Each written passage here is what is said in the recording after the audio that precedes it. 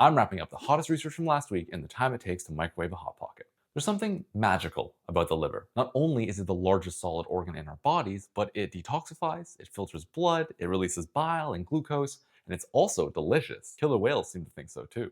A new study from Australia, because obviously, examined the carcass of a white shark that washed ashore. They found the shark's carcass was missing its liver, along with digestive and reproductive organs. DNA analysis then confirmed the presence of killer whale DNA in the major bite area. Apparently, the same sort of killer whale shark liver extraction happened in the mid-2010s in South Africa as well, which caused a whole bunch of white sharks to just GTFO out of there. Speaking of the liver, remember how I said earlier that detox was part of its many jobs? Well, this includes not just the things you eat, but also the air you breathe. A study from a group of Australian researchers, who aren't the ones I just talked about, exposed mice to a typical human exposure level of extremely fine air pollution particulates every day for 12 weeks. By 8 weeks, the mice livers had began to see disruption to normal metabolic function, which only worsened by the 12-week mark. The researchers say these findings reinforce the idea that there's no safe level of this kind of air pollution for human health. They recommend avoiding peak hour traffic, wearing a mask while walking or cycling in congested areas, and keeping car windows closed with air recirculation mode on